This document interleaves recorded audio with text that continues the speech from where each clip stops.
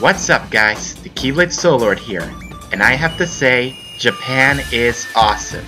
You're all familiar with the Dynasty Warriors series, right? Well, this list isn't going to be about them. We're going to focus on another series made by the same company, Samurai Warriors. For those of you who don't know, Samurai Warriors takes place in feudal Japan, like Dynasty Warriors does in feudal China, and this countdown is all about them. Yes, it's going to be my top 15 Samurai Warriors. Also, my knowledge of the Samurai Warriors series is limited to Samurai Warriors 3, so don't expect anything from Samurai Warriors 4 on this list since it hasn't been released in Europe by the time the script was made. Now, aside from my likability about them, I'll be analyzing these characters by 3 things: personality, backstory, and gameplay. Oh, also, some entries will contain spoilers. You have been warned. Alright, without further ado, let the slashing begin!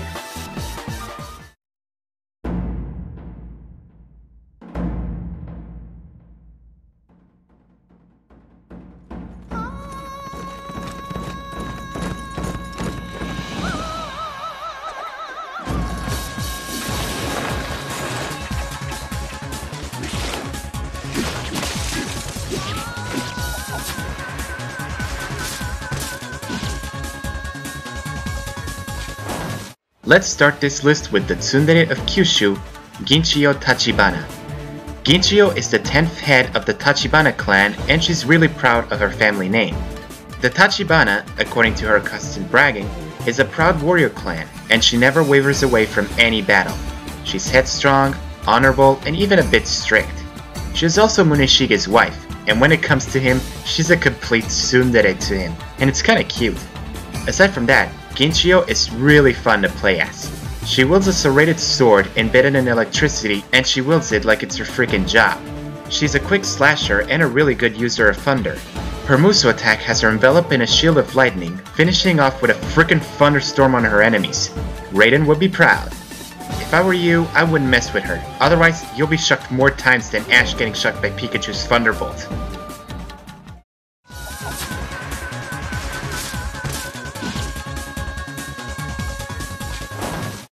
One thing I enjoy in Samurai Warriors is the history of the battles. Among my favorites, there's the freeway deadlock between the Uesugi, Takeda, and Hojo clans. And in one of those clans is the badass leader of the Hojo, Ujiyasu. He's the third head of the Hojo clan, a master of war and a crafty general. Known as the Lion of Sagami, he was revered to be a fearsome warrior, and his level of intelligence matches Shingen's. Despite his rough appearance, he's really a compassionate man who understands his followers and his friends, and he also respects his rivals, Shingen and Kenshin.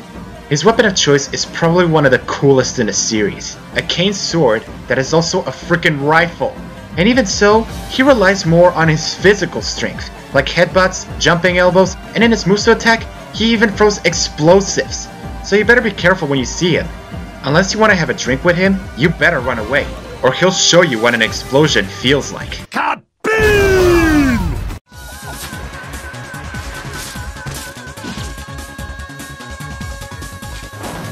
You may notice in Samurai Warriors that there are historical characters and fictional characters. Case in point, Kunoichi is one of those. Kunoichi is a ninja of the Takeda and Sanada clans, and she's also Yukimura's guardian. She may be a ninja, but she's a very enthusiastic girl and a free thinker. She never cared for ninja traditions and catchphrases, and she talks in a modern and frantic way. She also has deep feelings for Yukimura and always looks up to him. And it's hilarious to see how playful she is when she's with Kai, always provoking her and making her feel like an idiot. Still, both of them are great friends. Kunoichi uses 2 kunai knives, and she's also considered to be one of the fastest characters in the series. Being a ninja, she can double jump to higher places, and her attacks are very quick. And it shows just that in her Muso attack, where she turns like a tornado towards her enemies and finishes them by throwing kunai knives everywhere. What more can I say? Kunoichi's cute, playful, loyal to her friends, and one of the characters you love to get along with.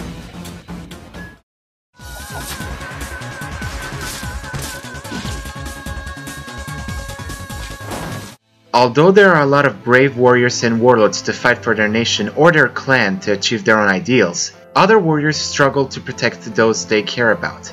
And I have to say, love is a powerful thing, and you shouldn't mess with that, cause Oichi is prime example of it. Oichi is Nobunaga's sister and Nagamasa's wife, and unlike her brother, she is a calm, gentle, and graceful individual. Knowing that, you probably think that she hates conflict. Well, that's true, she does. But even so, she feels that she has the obligation to participate in war in order to end them. She's also a very emotional character, struggling with her feelings for her brother and husband as she knows they end up fighting each other, which makes it more sad when she loses her beloved husband in war. Even if she doesn't like conflict, that doesn't mean she can't fight. Oichi uses dual chakrams that are chained together with other chakrams, and believe me, she's no pushover with them, cause she can slice her opponent up with a single turn of her weapon. It's like hula hoop Death Edition. Her Muso attack allows her chakrams to spin around her, slashing through her surrounding enemies, ending up with lasers of light, blasting them to smithereens. Never underestimate love, because Oichi won't waver to protect those she care about.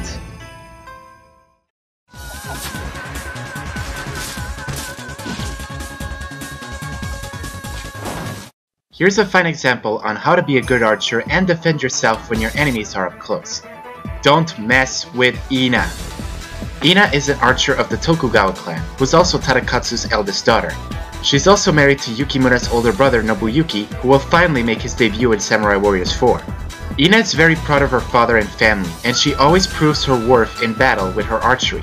And when she's not on the battlefield, she's gentle and noble to her friends and those she care about. She also has a strong relationship with Yukimura, like an older sister to him, and they respect one another for their loyalty to their superiors. Remember what I said about being a good archer and defending yourself when your enemies are up close? Ina uses a bladed bow, meaning she can slash through her opponents when melee attacks when they're near, and fire a ton of arrows at them with range attacks when they're far. And she shows how real archery is made through her Muso attack, firing at her puny enemies with a huge number of arrows, proceeding to make arrows rain down from the sky, stabbing to their bodies that they end up looking like dead hedgehogs. Kagome, take notes.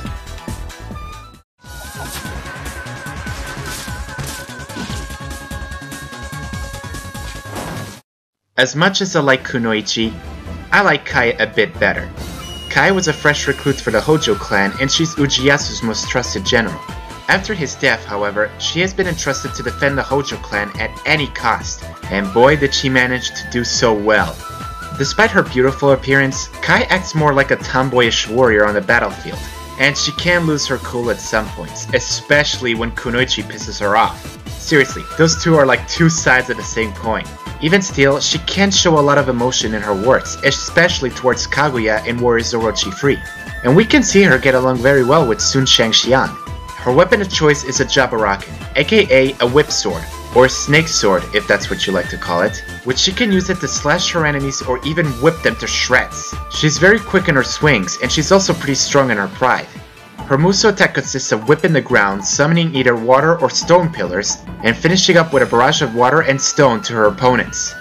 Kai, you're a strong character, but you need to work on your attitude if you want to get a man for your life. Ugh! Why can't I find a man? What man could love a bellowing beast like you, girl?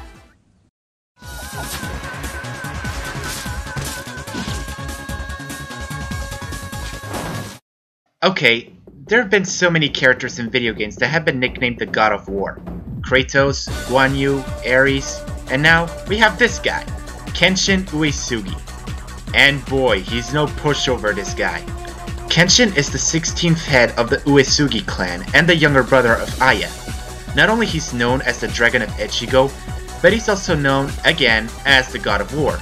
Famous for being a master of war, he, Shingen, and Ujiyasu were stuck in a huge three-way deadlock, and despite that, those three respect each other very well. Personality-wise, Kenshin is a humble and civil warrior who strives for pure war in his campaigns or his battles fought with clear motives and no trickery. He, again, shows respect towards his enemies, especially Shingen and Ujiyasu.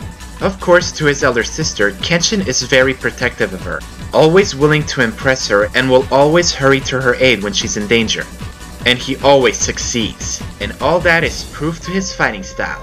Wielding a giant 7-bladed sword, Kenshin shreds his enemies to ribbons and never falters from whatever fight he goes to. No matter how many people surround him, he never backs down, and you should run when he uses his Muso attack. He'll swing that huge sword with insane speed at his foes, and then proceeds to materialize a giant version of himself behind him, and Getsuga Tensho their asses. He's not called the God of War for nothing, guys, so don't mess with him, because he'll either receive his sword or his sister's punishment methods.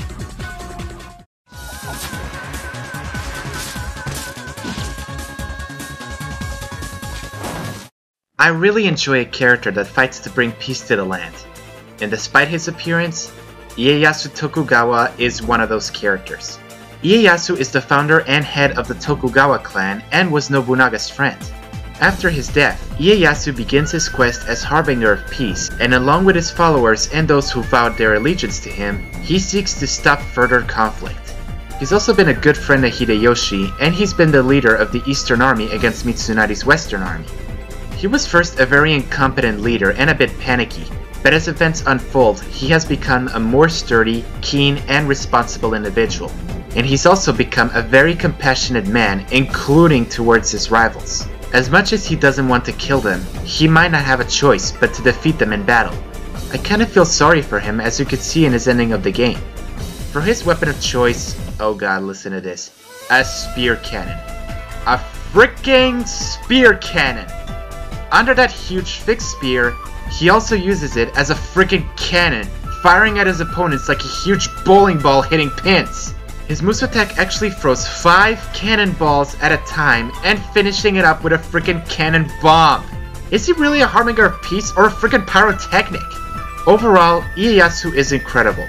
There may be 1 or 2 things I may not like in his actions, but deep down, he's a strong and compassionate leader. Good enough for me.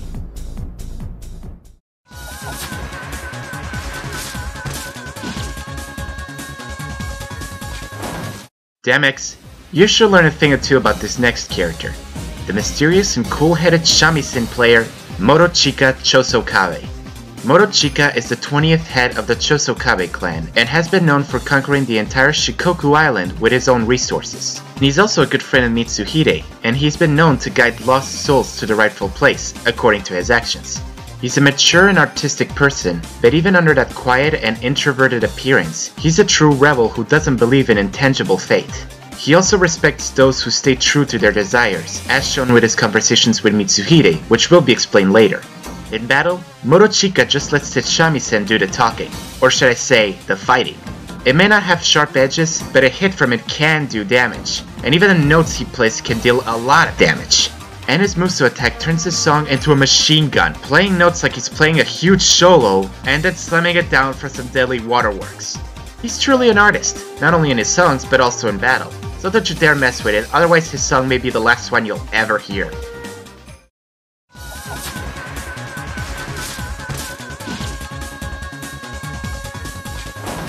I'm actually incredibly surprised that someone like Hideyoshi could have a tender, caring, and a hot young wife like Nene. Nene is the ninja of the Toyotomi clan and Hideyoshi's wife. And despite being a ninja, she's completely different from the others, not just because of being a wife, but also being a mother to everyone. Her personality is just wonderful. Underneath that cheerful and optimistic attitude, Nene considers herself a mother to friend and foe alike. She enjoys nurturing those closest to her and punishing those who she thinks they are out of line. And she enjoys making meals for everyone to bring them closer together. Wow, she could be a super mom. And I would be right, because she's proud of her ninja skills. She wields 2 giant kunai, which she can put them together to make a giant shuriken. And she's no pushover, because she slices her foes like a freaking grass cutter. Her Muso attack allows her to throw her 2 knives together like a boomerang, and finishing up with her standing on it, creating a tornado to finish, or should I say, punish, her enemies. Just wow.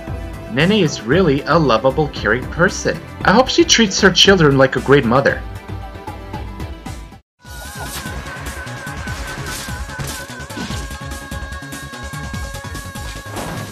What's a warlord without his retainer? What if that retainer ends up betraying you? What if there's a powerful reason why he betrayed his lord? That's one question you should ask Mitsuhide. Mitsuhide Akechi is Nobunaga's retainer and his most trusted right-hand man. But unlike his lord, he's an honest, kind, and peaceful man. All he wishes is for a land of peace, and after seeing what Nobunaga's strategies are, that wasn't what he truly wished for. And his beliefs feel conflicted, ending up betraying Nobunaga and seeing his demise at Honnoji Castle. Before and after betraying Nobunaga, Mitsuhide is a very conflicted man. He's noble to those he respects, he's kind to his subordinates, he's loyal to Nobunaga and his friend Motochika, and after his betrayal, Mitsuhide has felt remorse and is self-aware and responsible for his actions. That's some strong stuff right there, people. His weapon of choice is, as you noticed, a katana. A simple weapon for a samurai, but effective. Mitsuhide's attacks varies from speed slashes to power slashes, and he uses both styles to his advantage. And his Musu attack allows him to slash his opponents with his extended blade, ending up with drawing the sword from his sheath, slashing the screen, and tears it down to defeat his enemies. I actually feel sorry for Mitsuhide, because he was so conflicted, so confused for his actions. This is a very well written character, especially in Samurai Warriors 3, where you could feel his emotions throughout his story.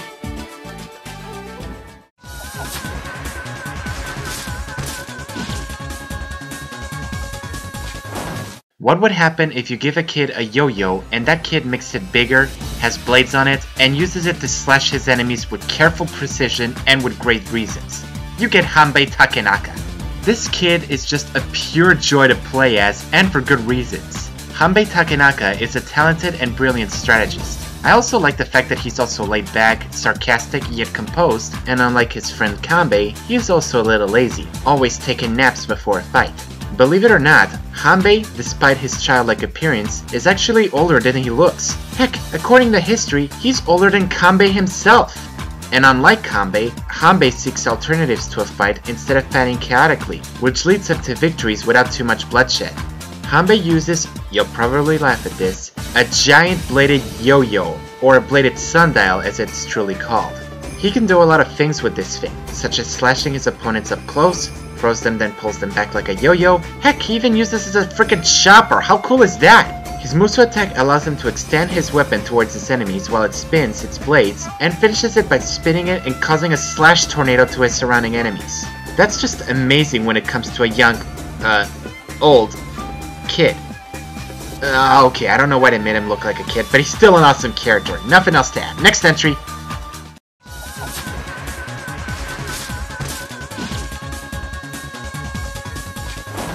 If Lubu would like to fight against anybody to the death, then this guy will surely grant him the toughest challenge of his life.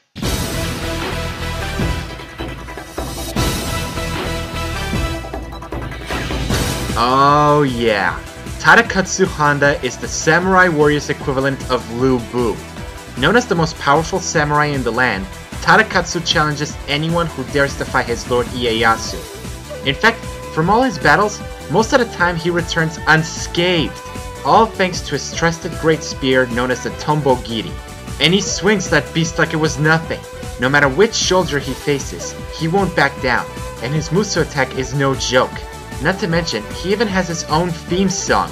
Whenever you hear it, you better be careful, cause Tadakatsu is after you, and if you're not strong enough, just run. But unlike Lubu, Tadakatsu respects his lord, his comrades, and even his opponents, especially Yukimura. No matter who he faces, he's willing to fight to protect his lord. He's also a good role model to his daughter, Ina. He even respects Lubu right before they fight each other in Warriors Orochi. Now that's a true warrior. In fact, screw attack, make a death battle between those two. I want to see which of these two warriors rise victorious. Make it happen!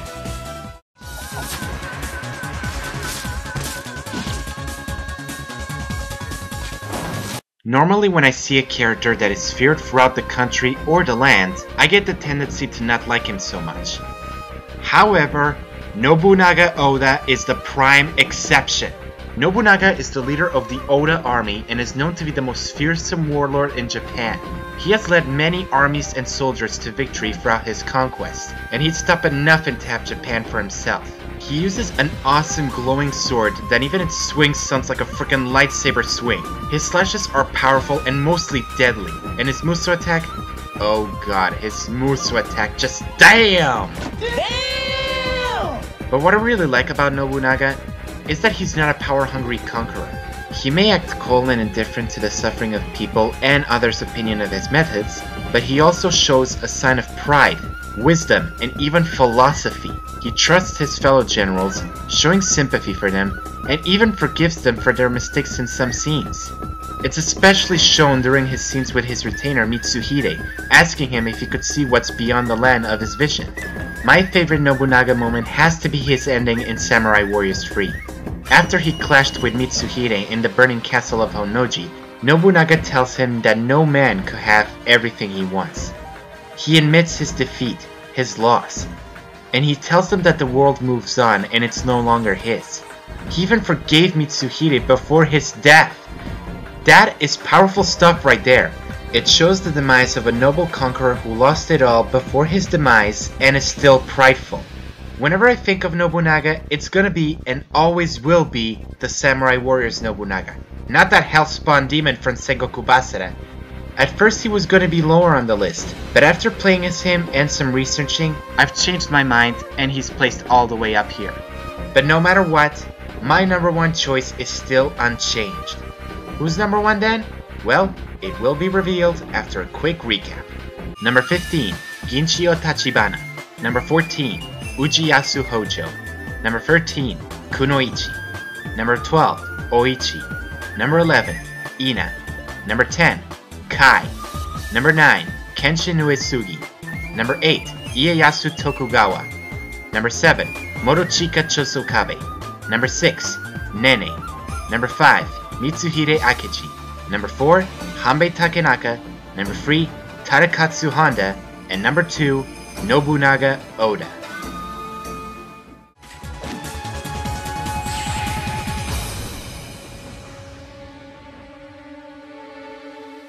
We witnessed so many warriors with great intentions, personalities, ideals, and even their pride. And the number one samurai warrior on this list has shown all of these ideals come to fruition, and sacrificed it all till his last breath. And I never seen such a great sense of honor, will, pride, and spirit than the unyielding spear-wielding leader of the Takeda cavalry, Yukimura Sanada.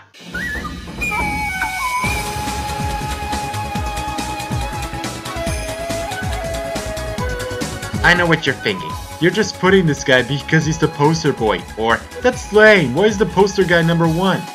Well, for those who ask, I don't care! Yukimura Sanada, for me, is my favorite samurai warrior, and for great reasons. For starters, he was Shingen Takeda's retainer, and along with him, have led the Takeda and Sanada armies to victory many times. He has been fighting against strong opponents, including Tadakatsu, without backing down or giving up.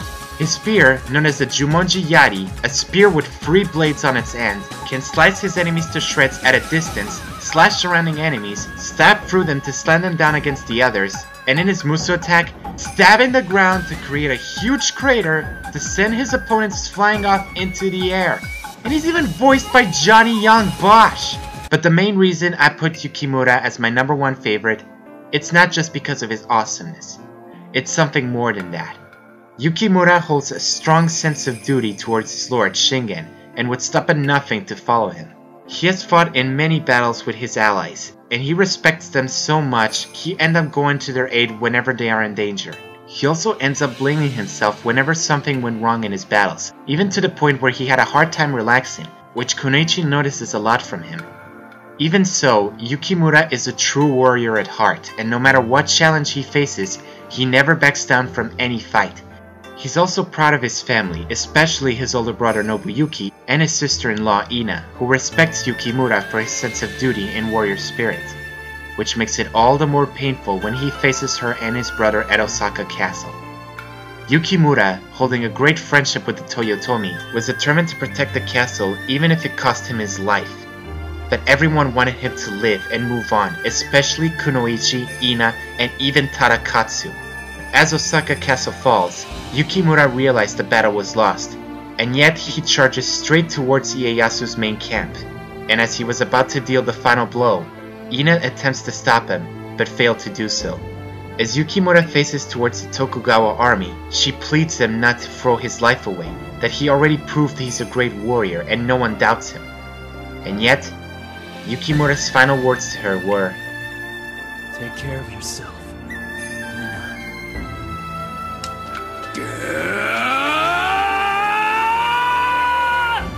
That is a true warrior who fights till the bitter end. I don't know if it's accurate to what really happened in the past, but I don't think it matters to me. Feel free to argue with me on this, but I won't change my mind. I don't care if he's a poster character. I don't care if his story is exaggerating to the original story. I don't care if you think the other characters are better than him. Because to me, Yukimura Sanada takes the spot as my #1 favorite samurai warrior. This is the Keyblade Soul Lord, and I finally got myself a Wii U!